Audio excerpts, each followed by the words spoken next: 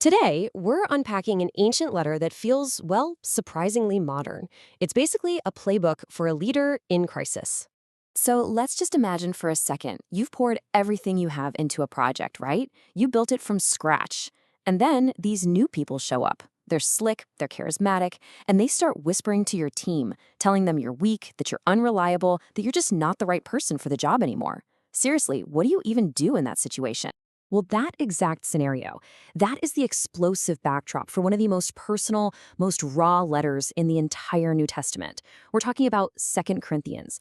And believe me, this isn't some dry, dusty theology. No, this is a high-stakes battle for the very heart of a community.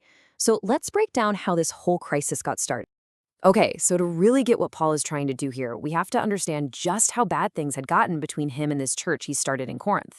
I mean, we're talking about a seriously fractured relationship. That's where this whole conflict comes from. This relationship didn't just go bad overnight.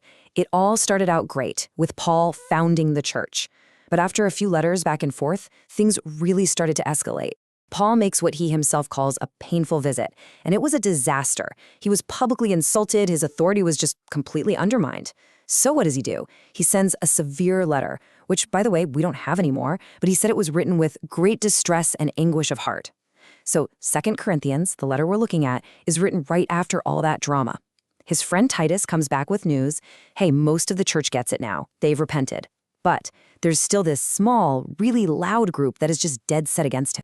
So, the relationship is in shambles. The question is, what were these critics actually saying about him?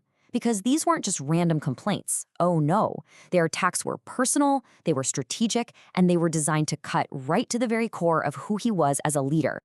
Okay, first up, they went after his physical presence. The accusation was basically, yeah, he sounds tough in his letters, but when he actually shows up, he's a nobody. They said he was unimpressive, a terrible public speaker, even physically weak. And you have to remember, in that culture, being a powerful speaker was everything. So this wasn't just an insult, it was a devastating critique of his leadership. Next on the list, they called him fickle. See, Paul had to change his travel plans, and his opponents just jumped all over it. They twisted it to make him look like he had a major character flaw. They painted this picture of him as totally unreliable, someone who says yes and no in the same breath. Basically, a leader you just can't trust. And then came the knockout punch, the ultimate charge, that Paul wasn't even a real apostle. You see, these new leaders had rolled into town, and Paul has this great sarcastic name for them. He calls them super apostles.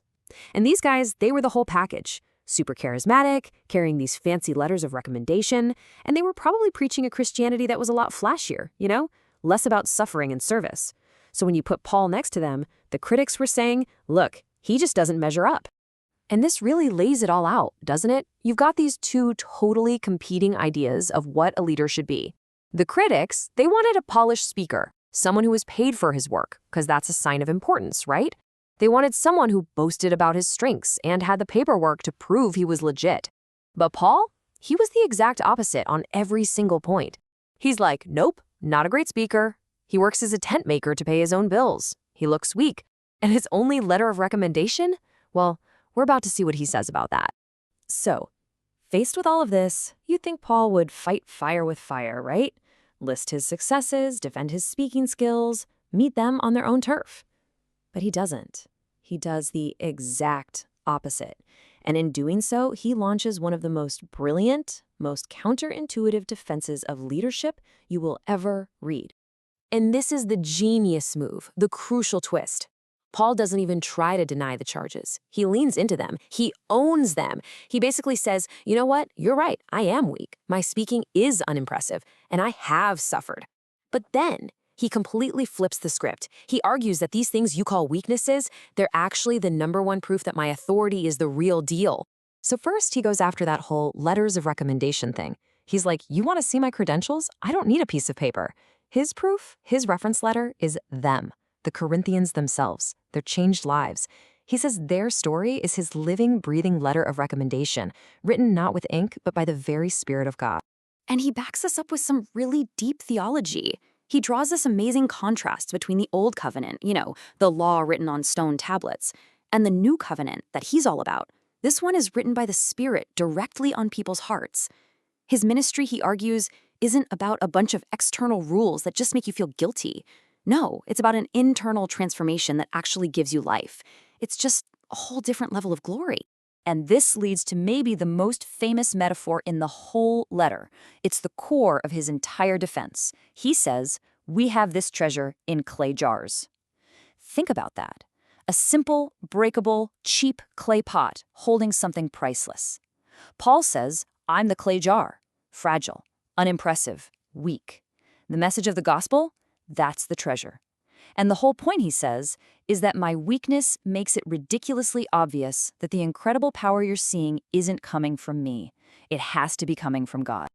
So, to drive his point home, Paul says, okay, you want me to boast? Fine, I'll boast. But he doesn't do it the way anyone expects. Instead of listing his big wins, he starts listing his sufferings. And he kicks it off with this just shocking number. 5.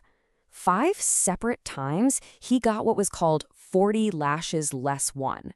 A brutal, vicious whipping designed to inflict the absolute maximum amount of pain without actually killing you.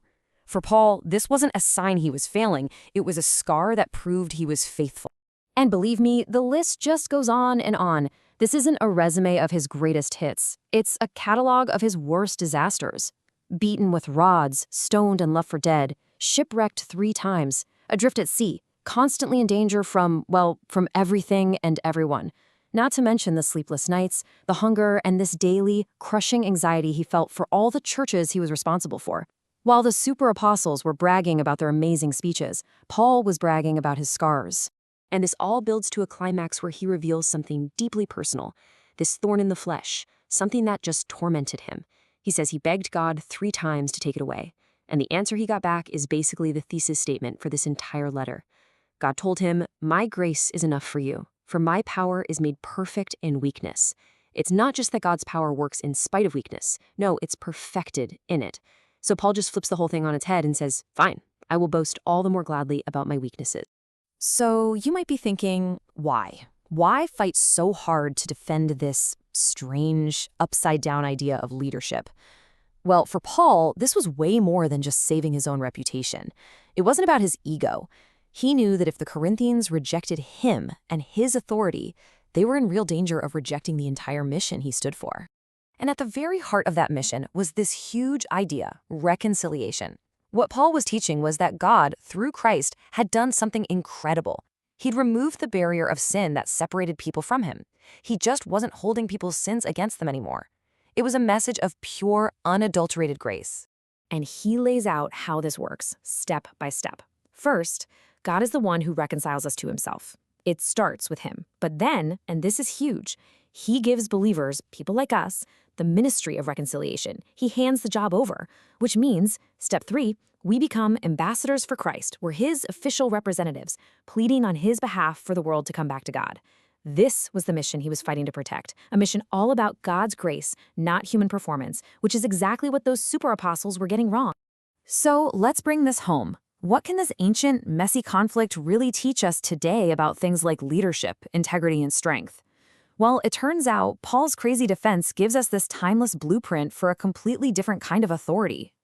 I mean, look at these themes. They just fly in the face of so much of what we think of as leadership today. First, real authority isn't something you just claim for yourself. It's proven in how you serve others. Second, being vulnerable isn't a liability. It can actually be a source of real, authentic power. It's about showing the cracks. Third, true integrity isn't just about defending your reputation. It's about defending the mission that's bigger than you. And finally, maybe the toughest one. Real leadership is measured by your endurance through the hard times, not just by your highlight reel of successes. And all of this really leaves us with a pretty challenging question, doesn't it? Paul's defense kind of forces us to look in the mirror and ask about our own values. In a world that is obsessed with polished strength, with perfect resumes, with looking like we have it all together, what would it actually mean to boast in weakness?